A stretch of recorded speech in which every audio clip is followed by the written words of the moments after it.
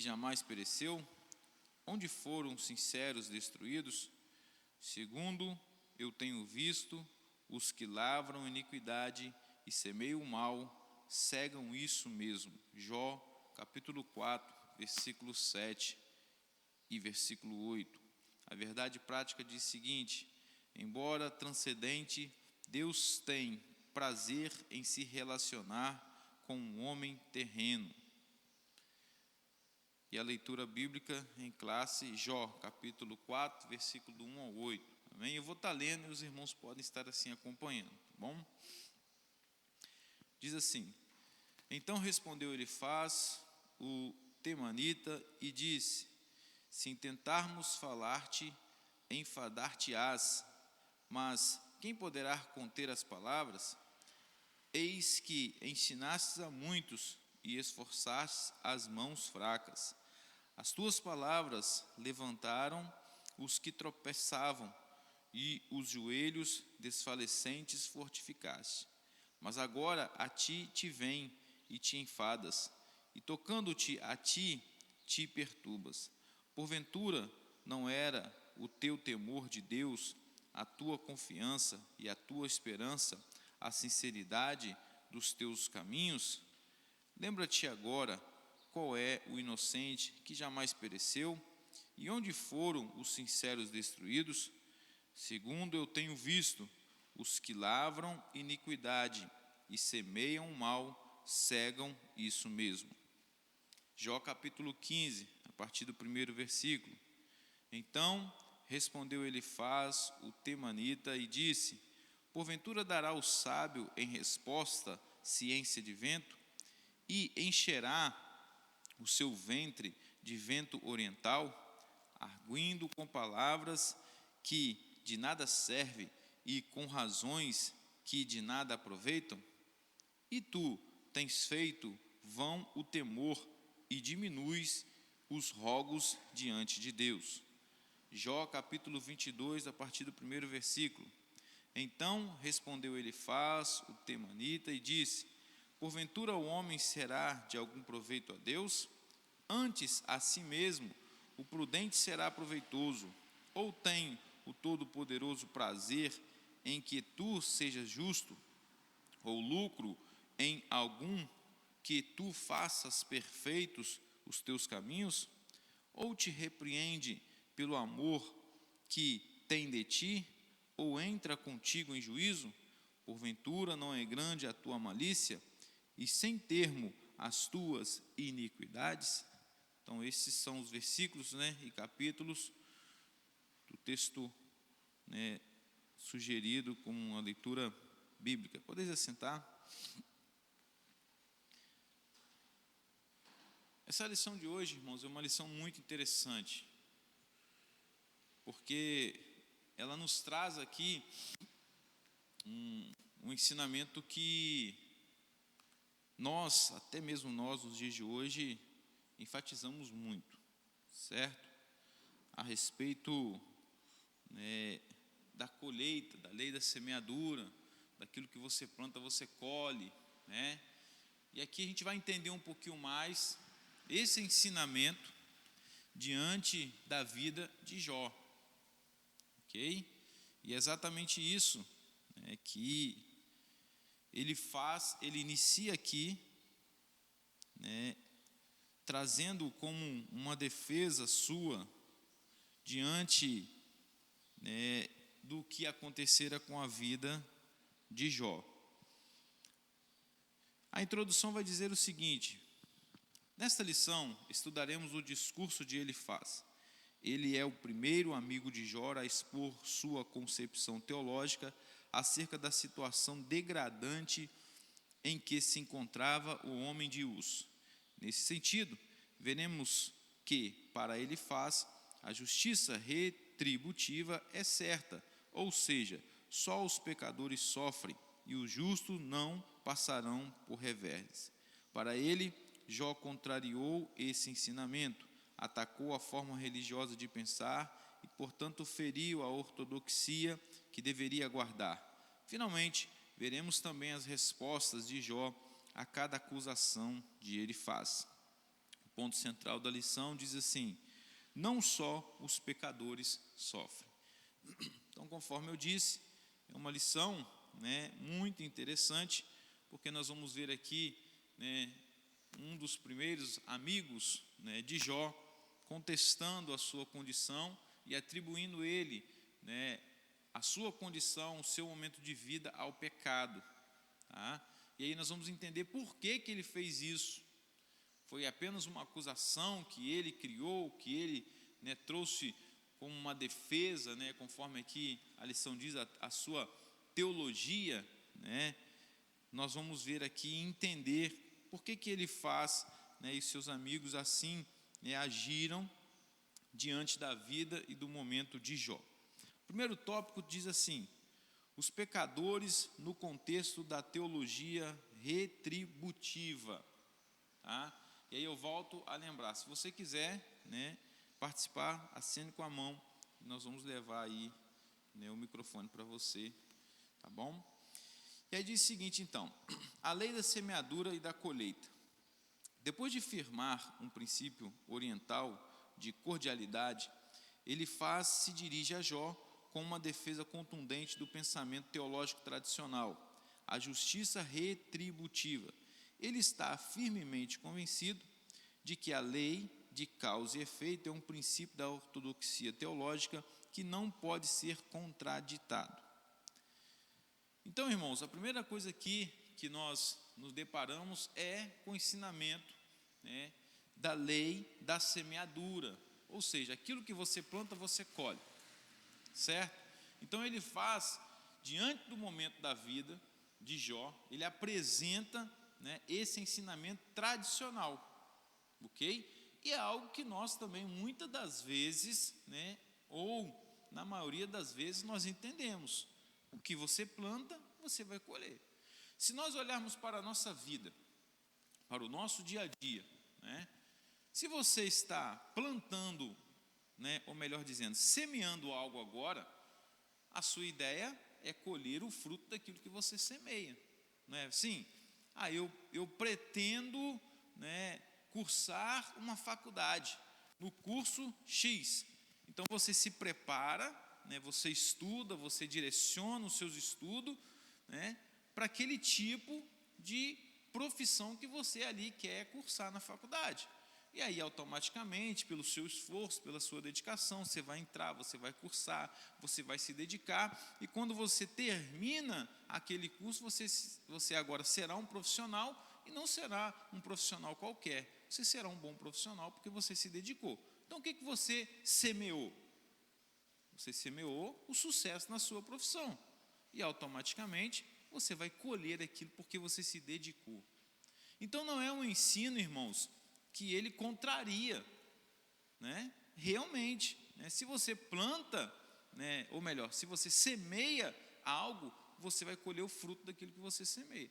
Agora, se você é uma pessoa que vive de qualquer maneira, está aí despreocupado com a vida, não planeja nada, automaticamente as coisas serão mais difíceis, porque é aquilo que você está semeando, então você vai colher o fruto daquilo. Então, esse ensinamento tradicional que ele faz aqui, apresenta, essa justiça retributiva, não é algo que muitas das vezes nós discordamos, não é verdade? E é isso que ele inicia aqui contestando diante do momento que Jó estava vivendo, porque Jó estava colhendo o que agora? Só, coisas terríveis na sua vida. Quando ele se apresenta diante de Jó, era um momento que Jó estava vivendo que a decadência de tudo aquilo que ele já viveu, ok? Então ele atribui tudo isso como uma colheita daquilo que ele semeou. E aí ele vai, a lição vai continuar dizendo: o homem colhe o que plantou. Essa primeira parte de seu discurso compreende os capítulos 4 e 5, em que defende que o homem colhe o que plantou. Segundo eu tenho visto, os que lavram iniquidade e semeiam o mal, cegam isso mesmo. Jó 4:8. Ou seja, ele plantou isso, ele semeou isso, melhor dizendo, então ele vai colher isso. Para ele nós habitamos em um universo moral que exige consequências de nossas ações. A Bíblia mostra esse princípio. Por exemplo, o salmista confirma que Deus é bom e justo, e por isso recompensa os bons e pune os maus. Isso está lá em Salmos 1, verso 6. O Novo Testamento também atesta esse princípio, porque os olhos do Senhor estão sobre os justos, mas o rosto do Senhor é contra os que fazem males. 1 Pedro 3,12. Portanto, ele defende que o pecado sempre produz consequências, mas que somente os pecadores pagam por isso. Assim, segundo ele faz, se Jó estava sofrendo, era porque havia pecado. Cabia a Jó, então, assumir a responsabilidade moral de seu pecado. Não havia outra opção. Quantos são os que fazem acusações precipitadas quando alguém passa por momentos delicados na vida? Ao julgar precipitadamente, muitos cometem injustiça e esquecem de que Deus é quem pode ver todo o lado da questão. Então aqui, irmãos, nós vimos, que aquilo que você plantou é aquilo que você colhe, e nós vimos aqui também citações, como Salmos capítulo 1, versículo 6, 1 Pedro capítulo 3, versículo 12, trazendo, esse ensinamento da parte do próprio Deus. Disso aqui a gente não pode, se esquecer, certo? Que o pecado, ele vai gerar consequências na nossa vida. A própria palavra do Senhor diz que o salário do pecado é a morte. O pecado, se você parar para analisar, o contexto, de todas as condições de uma vida de pecado, nós vamos perceber que são várias colheitas que não são benéficas ao homem, não é verdade? A pessoa que vive uma vida de qualquer maneira, que se entrega, a uma vida de pecado, ele não vai colher, algo bom para a sua vida, diante de uma vida de pecado. Isso aqui a gente entende que a palavra do Senhor também traz isso. Nós temos versículos que nos embasam para poder defender isso também. Agora, a questão é, toda e qualquer condição da vida de uma pessoa que esteja vivendo um caos, uma dificuldade, aquela pessoa está em pecado? Aquela pessoa está colhendo, aquilo que ela plantou? A vida de Jó, o momento de Jó, a história da vida de Jó nos faz refletir sobre isso, não é verdade? E aí não cabe ao homem julgar a vida de ninguém. Não cabe ao homem julgar. Eu e você não temos condições de olhar para a vida de uma outra pessoa que esteja vivendo um momento ruim e falar assim, ele só está vivendo isso porque ele está colhendo o que plantou. E a bem verdade é que o homem, ele gosta muito de fazer isso, Ele olha para a vida do outro e fala, não, ele só está colhendo o que plantou, plantou isso, plantou isso a vida inteira, então é isso que ele vai colher. Isso é o que? Você julgar.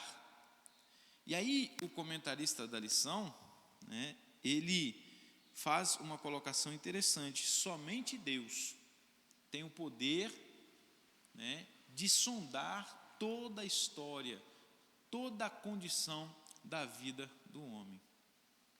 Se nós fôssemos olhar a vida de Jó, o que Jó viveu, diante dessa certeza que muitas das vezes eu e você até mesmo já pregamos sobre isso, não é verdade? A gente faria a mesma coisa que os amigos de Jó fizeram, irmãos. Vamos ser sinceros, A lei da semeadura, o cara está colhendo, o que ele plantou.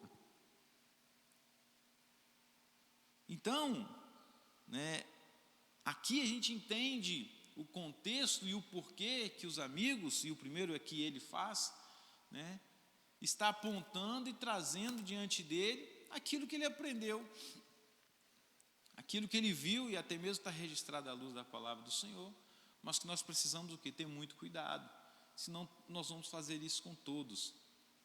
E na verdade nós não temos a condição e nem estamos na condição de fazer o julgamento da vida de ninguém. De ninguém. Somente Deus, irmãos, tem a capacidade. Quem é que sonda as mentes e os corações? Quem? Somente o Senhor. Quem é que sabe o que passa na minha e na sua vida? Somente o Senhor. Então não posso, atribuir nada do que você vive como consequência de estar numa vida de pecado ou não. Até porque tem muita gente aí, colhendo, ou desfrutando de frutos que diante dos nossos olhos são bons demais, e que ele, na verdade, semeou foi um monte de coisa errada, um monte de falcatrua, e aí ele está colhendo aí frutos, que muitas vezes eu e você queremos, mas a semeadura dele não foi essa, ok? A semeadura dele foi, algo, terrível. Amém, irmãos? Vamos lá, vamos seguir. A queixa de Jó. Em sua defesa, Jó se contrapõe à teologia de Elifaz. Essa teologia era a base de como se imaginava o universo governado por uma lei moral de causa e efeito. Há uma recompensa para os bons e punição para os maus. Elifaz não estava de todo errado, mas equivocou-se quando pensava que esse pressuposto era o único existente. Tratava de parte da verdade, mas não de toda. Sua teologia não se aplicava no caso de Jó. O patriarca não aceitou a tese de Elifaz e, por isso, sente-se alienado de Deus, de si mesmo e de seus amigos. Isso leva Jó a queixar-se de Deus. Ele se queixa pela sua atual situação. É uma queixa fundamentada ainda nos antigos pressupostos teológicos. Ele era justo, não estava em pecado, portanto não merecia sofrer. Em seguida, Jó se queixa de Deus, desejando abrir uma porta de diálogo com o Altíssimo. Ele não quer explicações baseadas em teorias teológicas antigas, mas uma conversa sincera através de um relacionamento direto com o Criador, onde Jó fala com ele e Deus fala com Jó. No momento da dor, a melhor coisa a se fazer é dirigir-se pessoalmente a Deus. Então vamos entender isso aqui.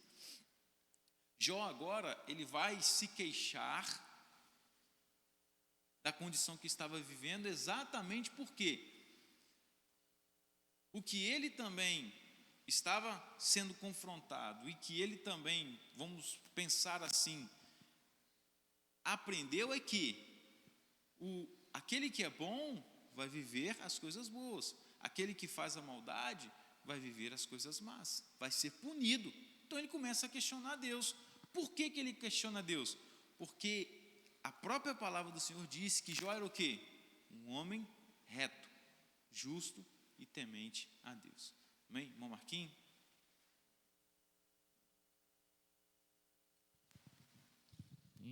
A paz do Senhor para a igreja. Irmãos, o meu entender, Deus do início, era realmente essa parte aqui que Jó se queixa. Porque, na realidade, como o pastor já explicou, a gente tem facilidade de ver esse outro lado, a lei da semeadura. Eu mesmo já citei muitas vezes isso. Então, a gente precisa aprender que, assim como a teologia era a base de como imaginava o universo governado por uma lei moral de causa e efeito, nós não podemos ter esse mesmo erro. Nós precisamos entender o propósito de Deus em todas as provações, em todas as lutas que a gente passar, mas passar firme e confiante em Deus, porque Deus, Ele prova a quem Ele ama, e traz de volta a exaltação também da forma que Ele trouxe a prova.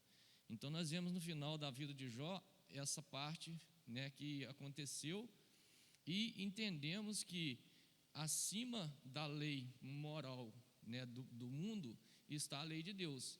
Então nós precisamos entender que é necessário, em qualquer situação, né, pastor, a gente primeiro examinar a nossa vida. A Bíblia fala: examinar o homem a si mesmo, para depois a gente fazer algum tipo de julgamento e também, né, entender o propósito de Deus em todas as ações que Ele colocar diante de nós para nós passarmos por ela. Amém? Bem, então, irmãos, Jó, então, o que acontece com Jó? O cara vive uma vida íntegra. E aqui eu quero chamar a sua atenção.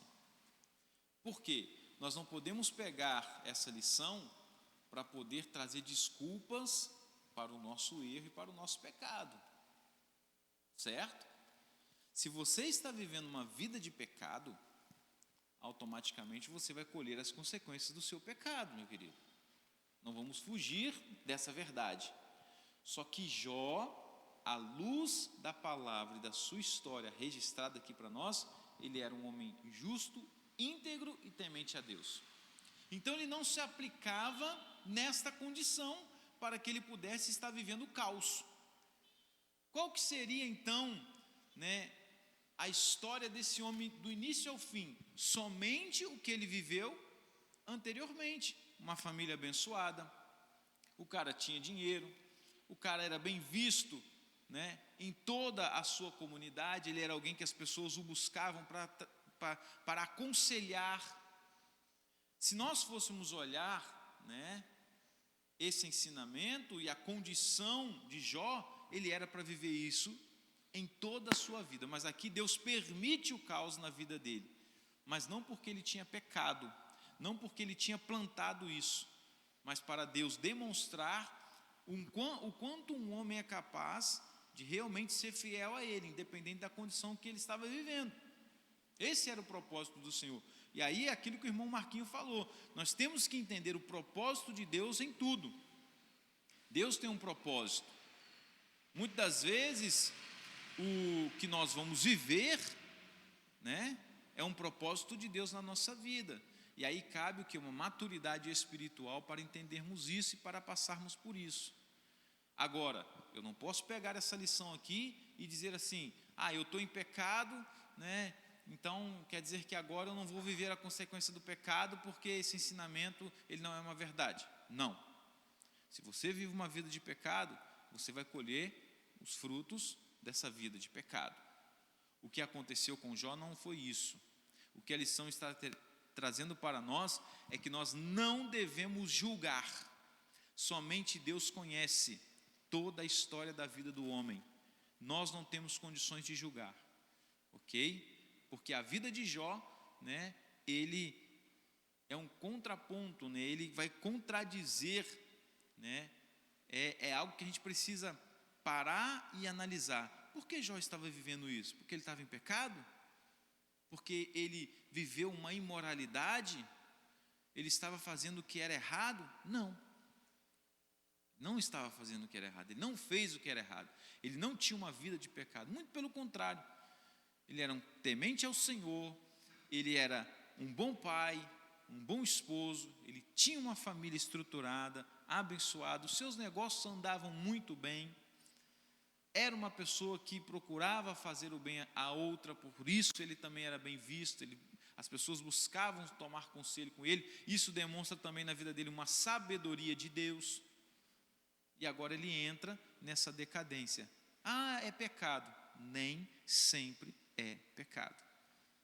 Às vezes há um propósito maior de Deus em toda essa situação, que o homem, por si só, com a sua limitação, ele não consegue ver. E quando nós não temos certeza e não vemos, nós não podemos afirmar. Então aqui cai por terra, o pensamento meu e seu de querer julgar a vida de alguém. Ok? Nós não podemos julgar a condição e a vida de ninguém. Tá bom? Mas também, volto a dizer, não posso pegar isso aqui para justificar a minha vida de pecado. Eles estão falando de mim, né, que eu estou vivendo nessa condição, pastor? Porque eles disseram que eu estou em pecado. Será que eles estão certos? Não. E você? Você tem condição de chegar até Deus e dizer: Senhor, por quê? Estou vivendo de uma forma íntegra? Ou você realmente está vivendo em pecado? Essa é a questão. Se você não está vivendo em pecado, você não tem problema nenhum você chegar diante de Deus: Senhor, por que, Deus? Por que está acontecendo isso comigo? Foi o que Jó fez. Mas ele era alguém que não estava vivendo em pecado. Agora, se você está vivendo em pecado, né, se você realmente plantou isso, né, você está colhendo aquilo que você plantou. Amém? Está ficando claro para os irmãos? Amém? Então vamos lá. Uma ameaça à tradição religiosa. É isso mesmo? Não, desculpa. Os pecadores no contexto da tradição religiosa. A ortodoxia engessada. Em seu segundo discurso, ele argumenta que as palavras de Jó são uma ameaça ao dogma religioso aceito. E tu tens feito vão o temor e diminui os rogos diante de Deus. Assim, se Jó estivesse certo, a religião tradicional, que sempre ensinou a prosperidade dos bons e o sofrimento dos maus, estaria errada. Nesse aspecto, Jó era uma ameaça àquela forma de pensar. Por isso ele ataca Jó de uma forma contundente, dizendo que suas palavras não revelam sabedoria, mas são palavras ao vento. Olha só, irmãos, né? O que Jó estava vivendo e a sua defesa vai, né, diante dos dogmas religiosos da época. E na verdade até do dia de hoje. Certo? Até dos dias de hoje. Então, irmãos, nós não podemos viver, né, e entender as coisas de Deus, né, apenas, né, dentro desse contexto. E por isso eu volto a afirmar: não cabe a nós julgarmos. Não cabe. Uma ameaça à tradição religiosa. A partir do versículo 7 do capítulo 15, ele apela para a tradição religiosa como forma de validar seu princípio teológico. Que sabe tu que nós não saibamos? Que entendes que não haja em nós? Também há entre nós encanecidos e idosos, muito mais idosos do que teu pai. Segundo ele ainda que fossem homens sábios, Jó não era mais sábio, nem mais antigo do que o dogma que ele estava negando. O que ele faz agora? Ele começa a atacar Jó, dizendo: olha, o que você está dizendo aí, porventura é mais entendível ou sábio do que o dogma, do que o que a religião apresenta, do que tudo aquilo que nós ensinamos? E aí ele vai o quê? Né, trazer também, existem pessoas aqui que têm muito mais sabedoria de vida, né, os idosos, os mais antigos, do que até mesmo seu pai. Porque ele está contradizendo aquilo que Jó estava se justificando, que ele não estava vivendo aquilo por conta do pecado, porque ele não viveu o pecado, ele não plantou isso, ele não semeou isso, melhor dizendo, toda hora eu fico trocando, né, semear e plantar. Mas ele não semeou isso para poder colher isso. Só que no ensinamento tradicional e religioso diz o quê?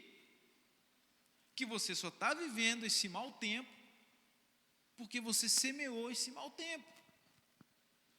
Só que na vida de Jó não foi isso. E aí ele agora começa a atacar. Porventura você é mais sábio? Porventura você é maior do que os ensinos religiosos, do que os dogmas? Ele começa a atacar Jó, né, de forma mais veemente, tá? E aí ele parte para esta questão religiosa e dogmática. Vamos lá. Uma ameaça à tradição religiosa. Já falei. Um defensor celeste. Em sua defesa, Jó se contrapõe ironicamente ao argumento de Elifaz.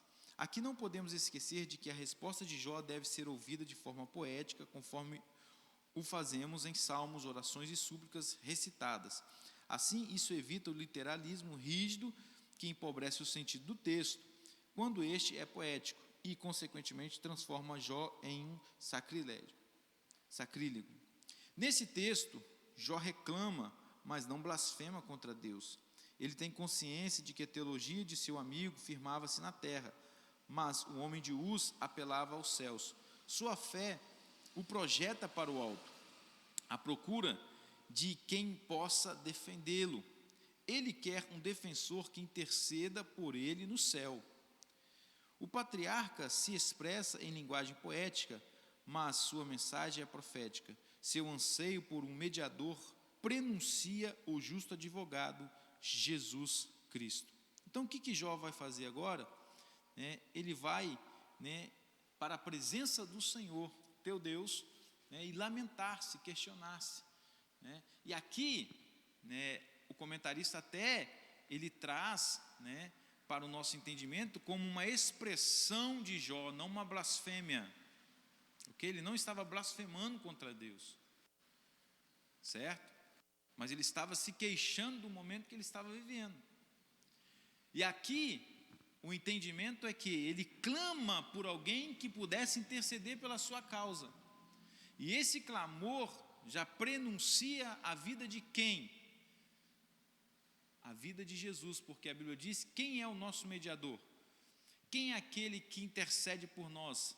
Quem é aquele que está junto ao Pai, entendendo o que eu e você passamos? Jesus Cristo.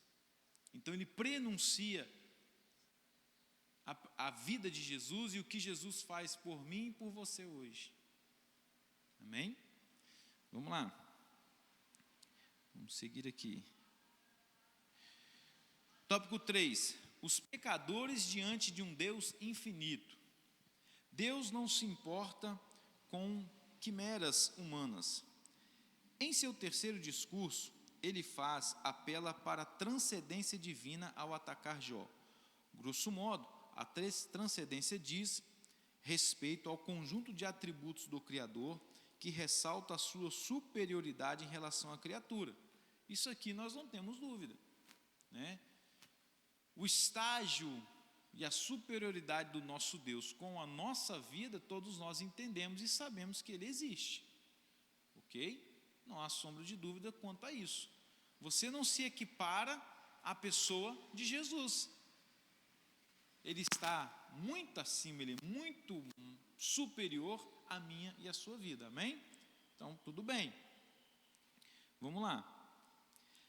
Significa que Deus está acima da criação e não é limitado por ela. Realça, portanto, a infinitude divina em contraste com a finitude humana, ou seja, o nosso Deus ele é infinito e nós somos finitos. Para ele o sofrimento de Jó era um atestado de que ele havia pecado e que por isso Deus o havia abandonado. Ele era grande e não poderia se envolver em quimeras humanas, principalmente nas do pecador Jó. A teologia de Elifaz destaca um Deus transcendente, porém distante, que não se importa muito com o que acontece aqui na terra, indiferente às coisas que criou. Não adiantava Jó chorar ou reclamar, ele precisava se arrepender.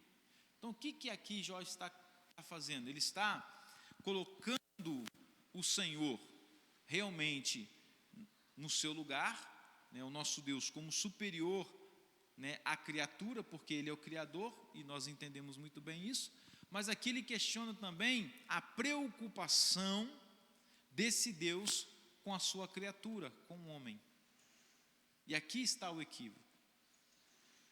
Porque Deus a todo momento, Ele busca um relacionamento com o homem. Desde o jardim do Éden, nós vemos isso.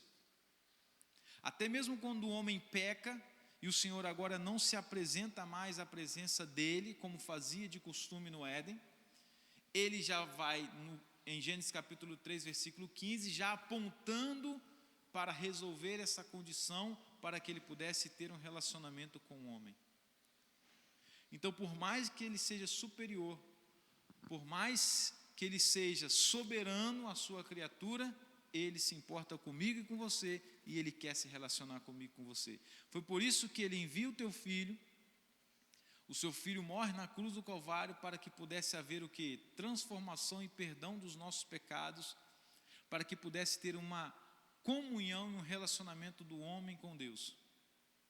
E por isso também ele envia a terceira pessoa da Trindade, o Espírito Santo de Deus, né? E ele mesmo disse que intercede por nós com gemidos inexprimíveis, e ele mesmo disse que estaria conosco todos os dias. E a sua palavra também diz que aonde estiver 2 ou 3, ele se estaria presente. Então você percebe a todo momento que mesmo diante dele ser infinitamente superior a nós, ele quer se relacionar conosco, e ele sim se preocupa com todos, com o mais vil pecador, ele se preocupa e quer ter um relacionamento. Amém? Esse é o Deus que nós servimos. Não é um Deus que está distante. Não é um Deus que ele se assegura na sua superioridade e ele se torna distante. Isso não tira dele todo o poder de justiça, todo o poder de ação, toda soberania naquilo que ele vai fazer. Ok? Ele é soberano. Como contestar a Deus? Como contestar a Deus? Não temos condição para isso, porque ele é soberano. Ok? Amém, irmãos? Vamos lá. Deus caminha com os homens. Nessa parte da poesia, Jó expõe seus argumentos de forma mais clara. Ele demonstra que nunca negou a transcendência de Deus, como ele quer dar a entender. Ele reconhece que Deus é excelso e pode fazer o que intenta. Mas se ele está contra alguém, quem então o desviará? O que a sua alma quiser, isso fará. Jó 23:13. Todavia, esse é apenas um lado da história. Jó está consciente que esse Deus, embora grande, também caminha com os homens. A ideia do texto hebraico é que Jó passa a ficar cada vez mais seguro e consciente, não apenas do seu caminhar com Deus, mas do caminhar de Deus com ele. E é exatamente isso. Não devemos temer, mas em ficar diante de Deus, pois o andar com ele é reto. Em Cristo Jesus, Deus caminha com os homens, sendo o Altíssimo transcendente, envolve-se com os seres humanos nos diversos detalhes da vida. Amém? Então que nós possamos ter esse entendimento, irmãos. Tá? O que ele faz aqui? Ele aponta, ele defende. Primeiro, Jó estava vivendo aquela condição porque ele estava em pecado. Ao estudar a vida de Jó, ele viveu aquela condição porque estava em pecado? Sim ou não? Não. Certo? Então todo o ensinamento dogmático, religioso, né, que ele vivia naquele tempo, a lei moral, né, que ele foi ensinado, que ele vivia aquele tempo, se aplicava na vida de Jó? Não. Ok? Na vida de Jó, não. Por que não se aplicava? Porque Jó não era uma pessoa que vivia no pecado e que muito menos plantou aquilo. Havia um propósito de Deus. Certo? Irmão Marquinho? E nesse ponto aí é o ponto principal, que Deus dá testemunho de Jó, né? Jó era um homem temente, íntegro, sincero e reto. Então essa é a realidade. Amém. Exatamente. O próprio Deus deu testemunho da vida dele. Mais uma vez aqui fazendo um resuminho para a gente fechar. Então isso não nos dá o direito de querer escondermos atrás do nosso pecado para poder justificar alguma coisa. Deus tem que dar testemunho da minha e da sua vida, que realmente estamos vivendo uma vida íntegra diante dele. Agora, se vivemos uma vida de pecado, irmãos, se realmente plantamos algo mal, iremos colher. Isso também a gente não pode deixar de lado. Ok? Mas na vida de Jó, e diante desse ensinamento religioso, dogmático, não se aplicava na vida de Jó. Isso nos faz entender que não temos o direito e a condição de julgar ninguém como ele estava fazendo. Certo? Não podemos fazer e cometer o mesmo erro que um dos amigos de Jó cometeram? Julgar ele pela condição que estava vivendo, porque estava em pecado. Não, tá? É igual, às vezes, né, um exemplo, a pessoa, ela abandona uma vida de pecado, né, e agora ela se converte, tem ali uma vida, né, de retidão, né, busca, né, uma vida diante do Senhor, mas ela ainda está vivendo algumas mazelas, algumas condições que a gente olha assim, muitas vezes a gente olha, será que ela realmente, né, se converteu? Tem gente que tem esse preconceito. Será que realmente se converteu? Olha só a vida dessa pessoa. Mas ela se converteu, ela se entregou o seu coração a Cristo, né? E está vivendo em dificuldade, e muitas vezes a gente quer apontar isso, né? A condição da vida da pessoa, com a intimidade dela e com a condição dela diante de Deus. E nós não temos condição para isso. Somente Deus sabe. Somente Deus sonda isso. Amém? E depois ele quer, né, apontar que Deus não se importa com o homem no seu pecado, né? Ele coloca o Senhor no seu devido lugar, como nós entendemos, a sua superioridade, a sua divindade, o seu lugar de criador e não de criatura. Nós entendemos tudo isso, mas mesmo assim ele se importa, ele quer se relacionar com o homem. Se não fosse assim, ele não teria entregado o seu filho para perdoar o meu e o seu pecado, para morrer na cruz do Calvário. Porque o sangue de Jesus derramado naquela cruz é para a remissão do pecado de todo aquele que nele crê. Então há uma preocupação em direção ao homem, há uma preocupação em direção à sua criatura que se perdeu. Ok? E aqui Jó faz o quê? Em meio ao caos, ele vai se reportar a Deus. Ele busca o Senhor. E em meio ao caos nós temos que fazer exatamente isso.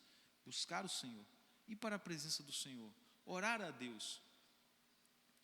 Tem pecado eu questionar a Deus? Não, não tem. A sua vida está reta, íntegra diante dele. Então ele vai te direcionar e te mostrar o propósito daquilo. Então nós temos que entender isso. O melhor lugar a estarmos, mesmo diante da luta e da prova, é na presença do Senhor. Em qualquer condição da nossa vida, o melhor lugar é na presença desse Deus. Amém? Vamos lá? Conclusão. Estudamos o pensamento teológico de Elifaz, um dos amigos de Jó. Para ele, só os maus sofriam os infortúnios da vida. Ele estava convencido de que, ao se negar a reconhecer de que estava em pecado, Jó depunha contra a religião tradicional que sempre associou as desgraças ao cometimento de algum pecado.